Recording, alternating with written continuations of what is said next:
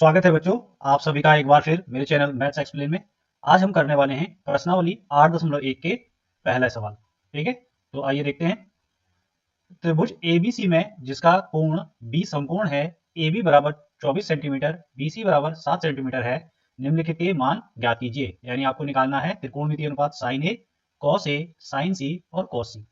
दोस्तों यहाँ पर आपको दो भुजाएं दी गई हैं समकोण त्रिभुज की, AB और BC। तो यानी सबसे पहले तो आपको कर्ण निकालना पड़ेगा। क्यों? क्योंकि साइन ए के फॉर्मूले में, कॉस ए के फॉर्मूले में कर्ण तो आता ही है, जैसा कि हमने पिछली वीडियो में सीखा। अगर आपने पिछली वीडियो नहीं देखी है जिसमें हमने त्रिकोणमितीय अनुपातों के बारे में बात की है, तो पहले जाकर आप वो वीडियो देख लीजिए। तो चलिए, जैसा कि मैंने आपको बताया था कि समकोण त्रिभुज में जो पाइथागोरस प्रमेय है वो कब काम आती है? जब हमें समकोण त्रिभुज की दो भुजाएं दी हों और तीसरी भुजा निकालनी है। तो आइए पहले पाइथागोरस प्रमेय से तीसरी भुजा निकाल लेते हैं। पाइथागोरस प्रमेय क्या कहता है कि कर्ण का जो वर्ग है वो होगा लंब के वर्ग प्लस आधार के वर्ग को जोड़कर जो भी आएगा। ठीक है, तो लंब हमारे पास कितना दे रखा है? 7 सेंटीमीटर। ठीक है, तो लंब हमारे पास है 7 सेंटीमीटर, तो इसका वर्ग हो जाएगा। प्लस आधार कितना है हमारे पास? 24 सेंटीमीटर, तो 24 सेंटीमीटर का भी वर्ग हो जाएगा।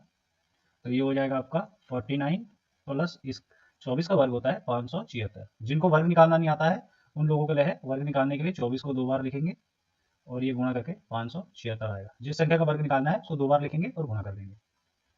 आइए, अब इसका योग होता है 625।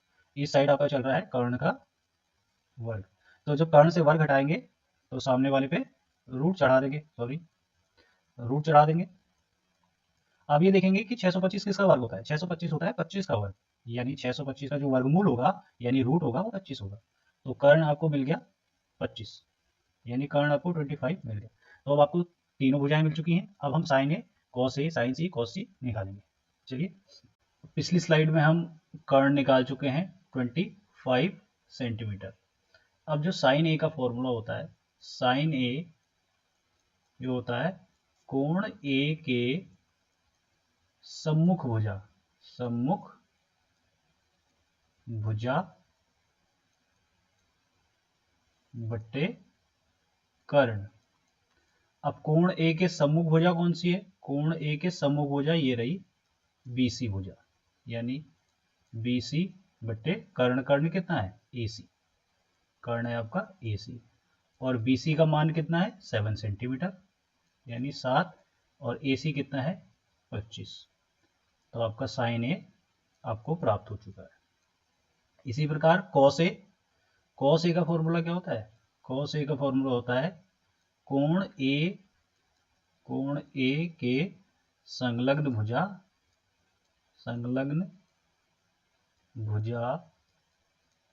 बट्टे कर्ण। अब कॉस ए के संलग्न भुजा यानी कोण ए के संलग्न भुजा यानी कोण ए से लगी हुई भुजा, ये रही कोण ए से लगी हुई भुजा, क्योंकि ये तो कर्ण होती है। तो ये है आपका AB और कर्ण है आपका AC। तो कॉस ए आपका हो जाएगा AB यानी 24 और AC हो गया आपका 25। तो आपके पास कॉस AB आ चुका है। अब साइन सी के लिए क्या हो जाएगा? साइन सी कोण C के सम्मुख भुजा बट्टे कर्ण। अब कोण C के सम्मुख भुजा क्या है? कोण C कौन सा है? ये रहा कोण C। और कोण C के ठीक सामने आप देखेंगे नीचे भुजा AB और बट्टे कर्ण यानी 90 यहाँ पे रहता है 90 डिग्री, तो इसके ठीक सामने जो होता है वो कर्ण होता है, यानी AC। तो AB का मान कितना है आपके पास? 24 और AC का मान कितना है आपके पास? 25। तो इस प्रकार आपके पास साइन C आ गया 24/25। दोस्तों, कॉस C आपके लिए होमवर्क है। आप कॉस C का आंसर इस वीडियो के कमेंट में करेंगे। आइए बच्चों, अब क्वेश्चन नंबर 2 करते हैं। क्वेश्चन नंबर 2 कह रहा है आकृति में tan P minus cot R का मान ज्ञात कीजिए। और आपको ये आकृति दे रखी है जिसमें आपको PQ यानी समकोण त्रिभुज का लंब 12 सेंटीमीटर दे रखा है, पी आर यानी समकोण त्रिभुज का कर्ण 13 सेंटीमीटर दे रखा है और क्यू आर आपको ज्ञात करना है। यानी यहां पर भी आपको दो भुजाएं दी हैं और तीसरी भुजा निकालनी है, तो इसके लिए भी हम पाइथागोरस सूत्र का प्रयोग करेंगे। तो यहां पर आपको क्या क्या पता होना चाहिए? यहां पर आपको tan p का फॉर्मूला पता होना चाहिए, जो कि होता है कोण p के सम्मुख भुजा बट्टे कोण p के संलग्न भुजा, और cot r का भी फॉर्मूला पता होना चाहिए। cot r होता है कोण r के संलग्न भुजा बट्टे कोण r के सम्मुख भुजा। और तीसरा हमको चाहिए अब इसकी तीसरी भुजा, किसकी? समकोण त्रिभुज की। तो आइए पहले पाइथागोरस प्रमेय लगाएं समकोण त्रिभुज में हमारे, ताकि हम तीसरी भुजा ज्ञात कर सकें और फिर हम अपने त्रिकोणमितीय अनुपातों को ज्ञात करेंगे। तो चलिए शुरू करते हैं। अब तक आपको पाइथागोरस सूत्र याद हो चुका होगा, वही कर्ण का वर्ग बराबर लंब का वर्ग प्लस आधार का वर्ग। ठीक है, तो यहां पर आपको क्या है? कर्ण दे रखा है। कर्ण कितना दे रखा है? 13। अभी तक हम कर्ण निकाल रहे थे, यहां कर्ण दिया हुआ है। लंब आपको दिया है 12, तो इसका भी वर्ग कर देंगे, प्लस आधार आप निकालने वाले हैं। ठीक है, आधार आप निकालने वाले हैं, इसको ऐसे लिखेंगे आधार का वर्ग। तो 13 का वर्ग होता है 169। ठीक है, 12 का वर्ग होता है 144, और इसके आधार के वर्ग को आप फिलहाल ऐसे ही लिखेंगे। ठीक है, अब क्या करेंगे? हम इस 144 को इधर ले आएंगे, तो 169 माइनस 144, और उधर है आपका आधार का वर्ग। तो 144 में 169 में से अगर 144 को हम घटाएंगे तो हमको मिलेगा 25, और उधर आधार का वर्ग है जो चल रहा है। ठीक है, अब हमने क्या करना है? आधार से वर्ग हटा देंगे तो सामने इधर 25 पे रूट आ जाएगा। ठीक है, और उधर आधार हमारा फ्री हो जाएगा। ठीक है, तो यहाँ पर 25 किसका वर्ग होता है? 5 का वर्ग होता है, तो 25 का रूट हो गया 5। तो आपको आधार कितना मिल गया? 5 सेंटीमीटर। आधार आपको मिल गया 5 सेंटीमीटर। कितना मिला? इसको लिख लेते हैं यहाँ पे 5 सेंटीमीटर। चलिए, अब आपको सारी भुजाएं पता चल गई हैं, आधार भी ज्ञात कर चुके हैं, तो अब हम मान रख देंगे।